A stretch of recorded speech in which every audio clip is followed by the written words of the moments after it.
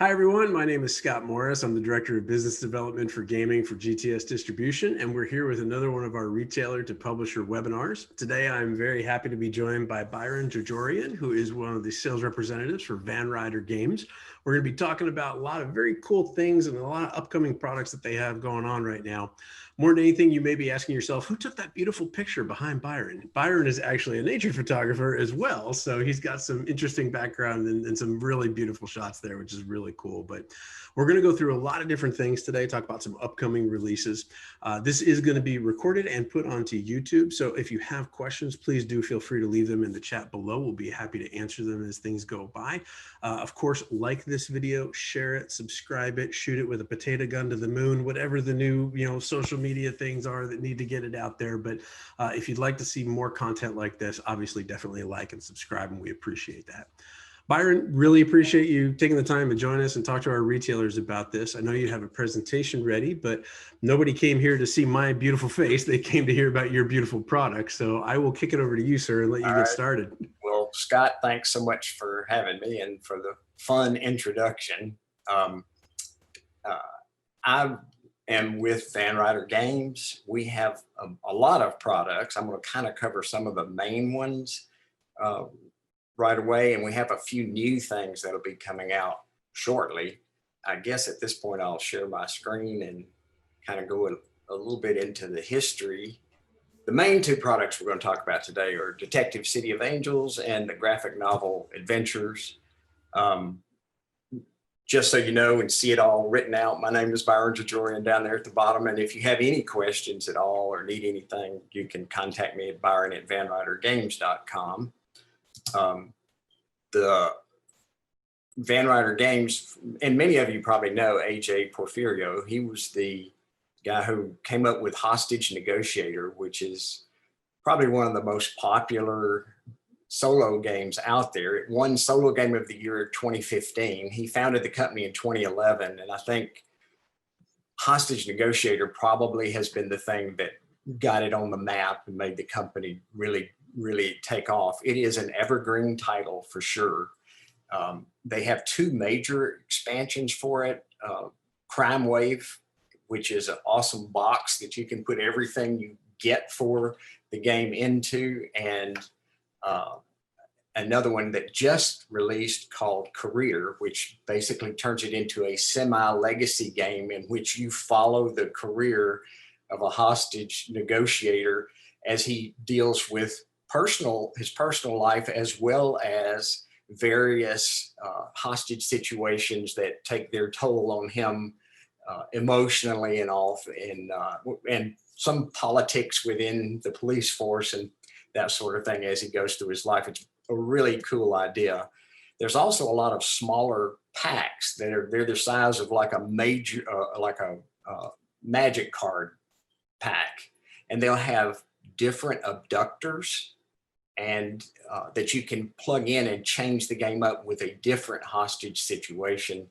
And then there's the demand packs, which each of the abductors will have certain demands that they place on the for the hostage negotiator to try to solve in order to get everything worked out where they can rescue the hostages. And these demand packs change out the possible demands that could be asked. So there's quite a bit of content there for that. We also do the Big Score, and we are the US publisher for Frontier Wars and Bees: The Secret Kingdom. And there's quite a few other things like Siege Storm and some other items that we have out there as well. I think Hostage Negotiator may be my personal favorite solo player game. It's different every single time you play, which is amazing and awesome. But it's something that I think is really important given the current environment, right? With Absolutely. COVID and not a lot of big game groups happening, if game groups happening at all. I mean, I think the most I've seen from most people during this time is maybe 4, and that's kind of pushing it in most cases. So the option to have something that is very, very cool, and quite frankly, I've kind of akin this to, it feels like you're playing a movie, right? Or it feels like you're playing an episode of CSI or something like that. Absolutely. It's really It does cool. definitely tells a story. And it's, for me, of course, I love, as I think most everybody in this industry at some level loves gaming, but for me, it's one of those things where when I finish it, I'm like, I want to do that again, except let me try it with a different abductor. Or if I get beat, let me try that same situation again and see if I can do better this time, which that always motivates me. And one of the big things we're going to talk about is Detective City of Angels. And I'm not sure how familiar everybody is with it, but basically it's a one person plays a chisel, and everybody else plays detectives. It's a 1 to 5 player game. You can play it solo. The chisel has a goal of stalling and misleading the detectives. And basically he answers for the various suspects that detectives will be interviewing as they try to solve a crime. So it takes place in the dark noir kind of style that's real popular among detective type shows and movies and things.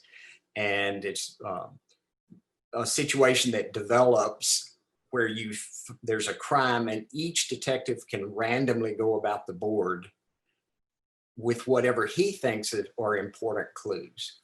But he can also bribe officers and snitches and try to find out the information that other detectives are getting. So it is a competitive game in which there is a winner. Someone will solve the crime. And it has won a ton of awards. It won Most Innovative Game of the Year for the 13th Annual Dice Tower Awards. It won Production of the Year from Brawling Brothers. It was Man vs. Meeple approved. It got the famous Sax Serenade from Game Boy Geek. And it also got the Seal of Excellence from the Dice Tower. It has I think I can show you here. Yeah. Here's the board. And by the way, Vincent Dutrait did the artwork on it, and it's amazing. The artwork for all of you can't really see them as well in this little graphic here, but for each of the suspects and the witnesses and things, the artwork is great. The board itself really gives you a feeling like you're moving around in the City of Angels, so to speak. I don't know, maybe I should unshare my screen. Yeah, I had a friend of mine who the other day when we were talking about this game said, this looks like LA Confidential, the board game. It is. Yeah. Here you can see some of the major components. I don't know if you'll be able to see this little thing here that I'm trying to hold up to the camera. Your background is actually kind of distorting it a little bit, I think. But so I think you can see just from here. First of all, the chisel will have a book which references every possible question you can have, and he will then refer to it and choose an answer. I think the most innovative thing about the game is the adaptive response card system you see there on the left, in which the chisel will look at 4 or 5 possible answers. He will turn that card around, pardon me for saying it, but kind of like Gloomhaven card does when you change monsters in that. And then he will hand it to the detective who asked the question. That person can then look at that answer and decide whether he thinks he's being misled or that was the truth. He can challenge that, and if he's correct, he gets leverage over the chisel, and the chisel has to give him the correct answer. If he's wrong, the chisel gets leverage over him and can actually block him from answering questions later. So you have to choose carefully when you think you're being misled by the answers that you're getting. But all the possible answers are on these double-sided cards, and other people can bribe a snitch in order to get a peek at that card afterwards. Or if they choose not to, then they don't get the opportunity to see what the answer was to that. And so then you apply all of those things together and decide who you think did it. And at any time you can say, I believe I know who did it. I believe I know why they did it. So you'll have each case will have a list of possible things, and your job is to solve all of them. If no one does it, then the chisel won the game. So the chisel can win. So there's 10 cases in the box. and they become a little more. The very first one, as with many games, is fairly easy to do, but they become a little more in depth and a little more complex and challenging as it goes along. Evan Derrick is the designer of the game. He probably wouldn't want me to say this, but I think you might see a story thread that ties all of these things together, these stories together that are in them. That's all I'm going to say about that. And then we released Bullets Over Hollywood last year, which is 4 more expansions for the game, or 4 more cases for the game. And by the way, he told me, I think 2 weeks ago, that there's over 100,000 words of text in the base game. So that's like all the cases, the possible answers, the possible questions, the various different rabbit holes that someone could go down in solving the case. So it's a tremendous amount of work in the game, as well as how well it looks. It's a lot behind the scenes. Yeah, Vincent Dutrait is known as being one of the most sought after artists in board gaming right now. His artwork is very, very distinguishable. It's very, very telling. It's very good. He's probably, in my personal opinion, one of the top 5 in the industry right now. Absolutely. And it definitely helps give you that feeling, the noir style feeling. Also, just coming out, which won't be available until the 23rd of November, street date, is Detective Smoke and Mirrors. And this is another expansion with 4 cases in it, but this one expansion has 100,000 words in it. And it's not quite as large as the base box, but it's deeper than the base box and actually weighs about the same and introduces some brand new mechanics that are unique to just this expansion.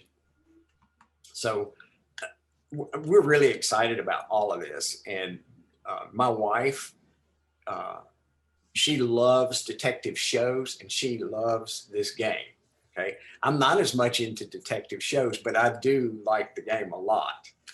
But she just goes nuts on it, and she always solves the crime while I'm still fumbling around trying to figure stuff out. But it's funny. There's so many different ones that are on the market right now. I've made the joke that there's going to be a CSI Hoboken, right? There's just CSI for everywhere, right? And that there's obviously a reason for that, right? There's a market for that, and that's something that people have loved. I mean, there's always been some type of true crime shows that are available on TV at some point or another, but they seem to be at their height of popularity right now. So that's perfect timing to take advantage of that. Well, too, I don't know if you've watched that HBO detective series. I liked it a lot, and I feel some of that in this game. It feels a little like that, in that these detectives actually collect bribes. They pick up money from these nightclubs and stuff like that, when they protection money and stuff like that. So they're not 100%, clean themselves. And I think that adds to the overall feel of the game as well. That's very cool. That's very cool. And just so retailers know, these games are all pre-orderable in our system right now. So if you have questions, you can go to gtsdistribution.com, or you can contact your sales rep and get those placed in. As Byron said, November 23rd, which is coming up very shortly. So get your orders in now, and we'll make sure to get them out to you on time and make sure everyone's taken care of. And if anyone's watching on YouTube, this is being recorded on November 6th of 2020. So if it's like November 6th of 2025 and Detective is still killing it, these are not new releases. They've been out for a while, but I'm sure we can still help you with them. Well, I will say it has been killing it. It is amazing, the amount of sales. And, I think, like you said, it scratches an itch that's a little different than other detective games, and feels a little like watching some of these shows that are out right now and popular. I think the nice thing too, from a player standpoint, is because you have the varying roles, right? You have the chisel and you have the detective. You can play through a game or even a couple of cases with the same people and have tons of fun, and then immediately be like, well, I want to be the chisel now. Like I want to be this person that kind of leads you down a pathway or, helps you out and gets you in the right direction and stuff like that. So there's still some replayability into the cases themselves without, being into like a one shot type of thing. Absolutely. That's a fantastic point. I had only played as a detective up until I think it was PAX Unplugged last year. And they asked me to demo the game as the chisel. And I had every bit as much fun, maybe more, playing through games that I had already played as the detective, as the chisel, and seeing the approach that different people took to it and trying to maybe mislead people a little bit as we went. So yeah, it's as fun to play the chisel to me as it is to be the detective itself. Yeah, it's a whole new set of information, right? It's a Right. whole new set of decisions and just makes for a better experience. And it's fun watching them try to figure out stuff and mislead them just a little bit. See Like their face. Byron would never lie to me. He's such a nice guy, right? Why would he do that? That's funny. Well, it's fun when, to me, it's really fun when they challenge you as if you're lying and you weren't. Right. That's really great. That's awesome. And now we'll talk about the graphic novel adventures. And really, there's a huge realm of things here. We've just released season 3, so there are 2 seasons of the graphic novel adventures that are already out. Also, there's the Crusoe Crew, which is a co-op. Choose your own adventure is not the proper term for it. It is a graphic novel that you solve a mystery by looking for clues in the pictures, and those clues then lead you through the book.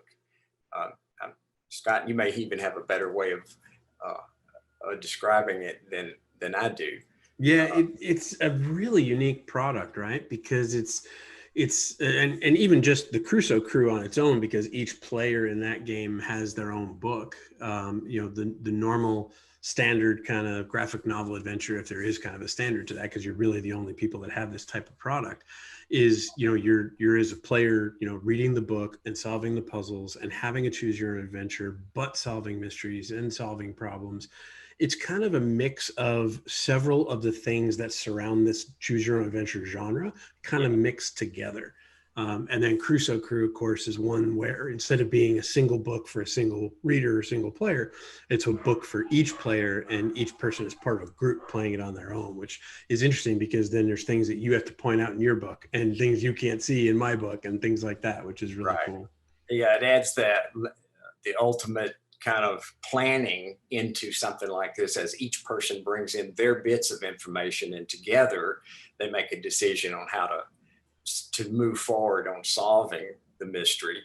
The Crusoe Crew, I think, is geared mostly for kids, but I see adults have just as much fun with it. And one of the demos I did last year, there were 4 people there, sat down, and they were in their early 20s, and they were so totally into it. It was fun to just be there and watch them totally working together on this as if they were solving the greatest mystery on earth. And then we also have, in that same vein of the co-op versions of this, is the Sherlock Holmes Baker Street Irregulars, which that just released and has also been very, very, very popular. And it kind of works the same way, but it's a little bit more Sherlock Holmes-esque in how it works. The other graphic novel adventures primarily are designed, I think, as a solo game that you play through yourself, and I don't have one real handy there where I can show, but you will look at a page like what you see here, and there'll be numbers on the page that correspond to potential clues to the mystery you're trying to solve. Then you make a decision, and you will turn to that frame, and it will then either help you solve that or it'll be a dead end. And you will pursue that line of thought through the entire book and hopefully solve the mystery. If not, you can start over again. And I will throw in there that my wife and I play it together. So we sit there with one book between us and decide what we're going to do. And they have, most of the games have a page in the book, and you can also download from our website, you can print out a place where you can keep up with things that you've solved, your stats. In some of these cases, you'll build health or lose health. You'll gain items that you can use to help solve things or to finish your adventure. And so you want a place to track that, which you can do actually in the book. There's a page in the book to do it. Or if you are like me and have trouble writing in a book, and you can print out the PDF and do that as many times as you want. And then you can hand it to someone else. But this, to me, is like great if you're on a plane ride, wanting something to do. With COVID, it's a great way to spend your time instead of just watching endless television programs. It's something that, I mean, really. Binge read instead of binge watch, right? Exactly. Yeah. And challenge your mind a little bit and get a sense of accomplishment when you solve one of these things. And they range in who they're for, from children all the way to strictly adult. And I think that's one of the most really cool things about the product line as a whole. When I got my first one, which was the Sherlock Holmes one that you see over my shoulder here, I'm a big Sherlock fan. I like a lot of things about Sherlock. And when I first heard and kind of saw what these were about, it looked like a different product. And that's, to me, that's one of the key things that I look for in my role with managing our partners is what are things that are unique? What are things that will stand out and be different? Both from a physical perspective, but also from an actual mechanic and gameplay perspective. And Right. This is a product that, if I'm a retailer, it doesn't matter if I am a role-playing centric store, if I'm a comic central store, if I'm a board game central store, even if I'm just a bookstore. This has a little bit of all of that for the players. There's a bit of light role-playing with the like you're talking about. Some of the books will have you, gain health, gain items, lose items.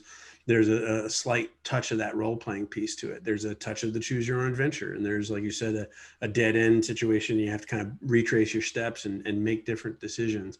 There's that tactile experience of holding the book and reading a book, right? But it's not as linear. It's completely different than, just reading a book from page 1 to page 300, which is very cool all on its own. But then you wrap up the fact that you have so many different themes here, right? You have werewolves, you have pirates, you have Sherlock. There's so many different things that are available here that pretty much any type of consumer that likes this type of product is going to find something for themselves. Exactly. And one of the things that I have noticed is once somebody gets one and plays through it, Yeah, they're hooked. it's like a drug. I'm telling you. And then people, it's funny, like people who have bought one or two of them, a lot of times will just go ahead and buy all the rest of them because they know that so a lot of times it's not unusual for somebody to pick one and start with one. But typically they're back either buying another one or just saying, I think I want the whole mess, so. Now, what's interesting, these are not very big, right? I mean, you can see Right. one over my shoulder right here is, a little smaller than, the size of, like a textbook, I guess is the right way to say it. But I know one of the questions that some of the retailers may ask about is now that this is on its third set, so to speak, of the GNAs, have you guys given any thought to possibly doing any kind of like pop displays or stand displays in stores or anything like that? We actually have, and we have a standing display, which we're really low on right now. But we are trying to determine what would be a good way to do maybe a beside the register, smaller display or something that would set on a shelf versus a floor display. Sure. But we are talking about that right now. Very cool. And I don't know if the retailers have noticed, if you don't mind going back one page for me, Byron, I'll point it out. As we go through these slides, there's a really cool thing on them that how to sell in the bottom area there. If you're a retailer, you're watching this on recording, this is a great thing to kind of, just grab on your own to talk to your sales team about and your employees about, because I'm a big believer that while we all do want to, like you said, there's to some degree, we all love gaming, and that's why we're in this industry, right? But you don't need to, as a retailer or as an employee at a retailer, you don't need to know every single thing about every single product. Just knowing those 1 or 2 bullet points of how to position the product with people is a very important thing sometimes. So I think it's great that Van Ryder kind of adds those to the slideware for everything. And by the way, that's a good point. When I show the book to sell it, that's all I really do is open it up to a page and show them the hidden numbers, and a lot of times let them pick one right then and flip to another. Once they get that, they're Sure. like, oh, this is great. At that point, they're like, well, this is my story now. I have to continue this. Right? I want to know what's going to happen. That's cool. That's very cool. And here's an example of that from the very first book, Captive. If you'll notice in the center graphic there's someone that's been shot there, and you look around the room and there's a 25 by one door, there's a 49 by others, and really and truly this one doesn't do it justice, because if you look at in Captive, many things are like a knife with a 10 beside it, or a window that's open with the curtains flipping and there's a 12 beside that. And so do I go out the window and see if someone went there? Do I check out the knife? Do I open one of these doors? And you don't know until you make that decision and go to that frame what the results of that decision are going to be as you try to solve the mystery. And they're not always this obvious. Correct. These are very much in your face, and hey, there's 25 and 49. And I've played some of these where my son has been over my shoulder, and we play another game that has hidden numbers, and he's a genius at finding them. And he sees them and he's like, hey, look, there's that. And I'm like, I didn't even see that. That's amazing. Right? Exactly. And depending on the type it is, the more adult ones, the consequences for making a poor decision can be pretty bad. Like maybe you just got shot. Yeah, the werewolf is not in the book to hug you, right? Right. So it can go south, and then, but even that's exciting. Like, oh man, now I got to try that again.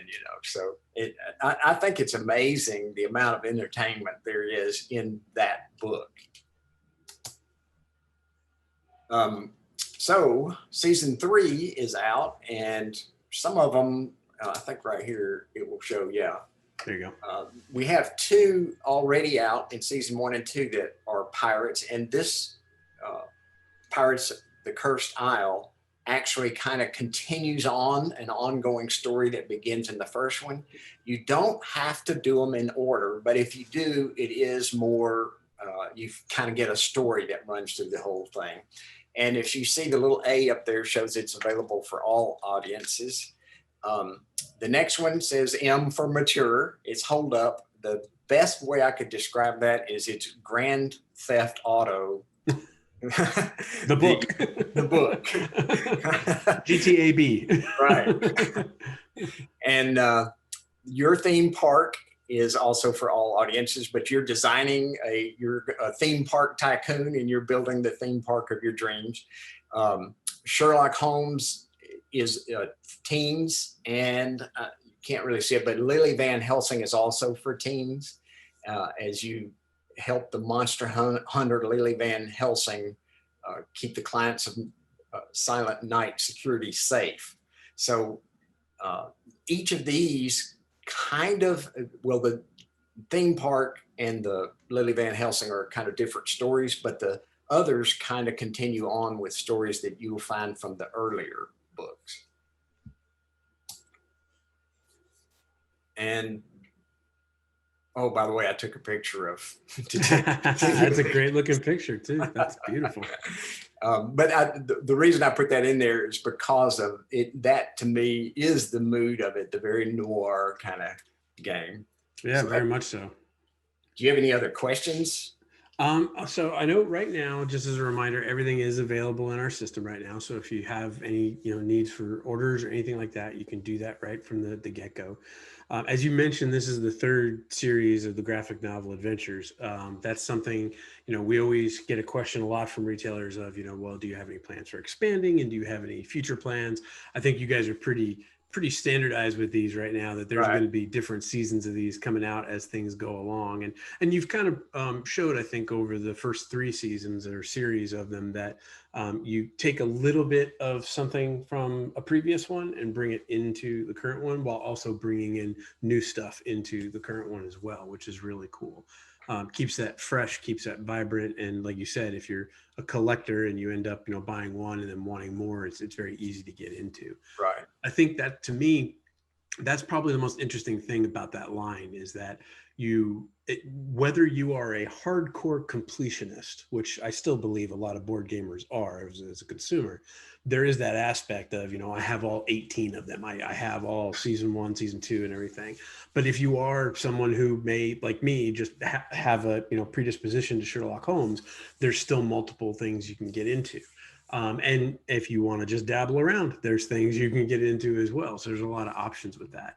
I think, for me, one of the interesting things, one of the reasons that, when AJ had come to us about talking about working together as partners, one of the reasons that I was excited about it was that you guys kind of have a little bit of everything for different types of gamers, right? You've Yep. got Hostage Negotiator, which is a great solo player game. You've got Detective, which is a great multiplayer game. You've got these graphic novel adventures, which are both good for the same types of players playing those games, but also completely different. Right now, as we're recording this, like I mentioned, it's beginning of November right now. We're heading into a holiday season that is probably going to be one of the craziest, if not the craziest ever, from multiple different standpoints, whether it's supply chain or whether it's, just logistics and operations and things like that. But this is going to be an environment where there's a lot more non-traditional gamers coming to stores, whether it's online or whether it's physically, to find new entertainment. And I've had this conversation with a lot of people that, as a publisher, your product really is an entertainment product. You're not just making a game, it's making an entertainment product. And you guys offer something that crosses that bridge that most people, when they just walk into a game store for the first time, they may not know. And having a sales rep or an owner to be able to point them in the right direction and say, oh, if you like CSI, Detective is phenomenal. If you like reading, or you like comic books, or you like role-playing games, or just choose your own adventure type stuff, look at the graphic novel adventures. Or I'm a solo player, hey, have you seen Hostage Negotiator? Right? There's something that's a little bit for everybody, which I think is a very important thing, because at the end of the day, GTS could go out and have 1,000 board game publishers tomorrow if we wanted to, as partners. And we don't want that, because it's not about the quantity, it's about the quality. And at the end of the day, the quality is really when we can bring games to the retailers that then are successful for them and give them options. And that's why I was really excited to have your guys' stuff be part of the portfolio. Well, thank you. I appreciate that. Yeah, sure. Well, I hope the retailers do too. That's the most important part, for Yeah. sure. So, Well, I really, and one of the other things that Van Ryder specializes in is solo play. mhm. And so each of the games, like Detective, uh, an amazing book that plays the chisel against you as the detective if you decide to play alone. So there's a really an amazing way to do that, and all of the games offer some way to get into solo play. That's awesome. That's awesome. Well, as you can see here, retailers, here's all the information you need to know on how to get a hold of Van Ryder Games. One of the questions I know that gets asked a lot is, do you have, as a publisher, do you have any online resources or anything like that available to retailers? Byron was nice enough to let me know earlier that, yes, they are working on an actual resource page online, but in the short term, you can contact Byron here and be able to reach out to him and ask him any kind of questions you guys have. Yeah, we have extended versions of the little pieces of the sell sheets that I used in this presentations that are PDFs that you can use, as well as stuff that you can use for your social media or advertising or whatever. But we're in, so email me and I'll get it to you. But also we're in the process of building a place where you can just go download what you need as well. Awesome. Awesome. Well, Byron, thank you very much. I really appreciate you joining us. Retailers, I hope that this has provided a good amount of information for you. Again, if you do have any questions, you can feel free to reach out to Byron directly. You can always reach out to me at smorris@gtsdistribution.com. But until we see you next time, thanks so much for your time and have a great week in your stores. Thank you very much.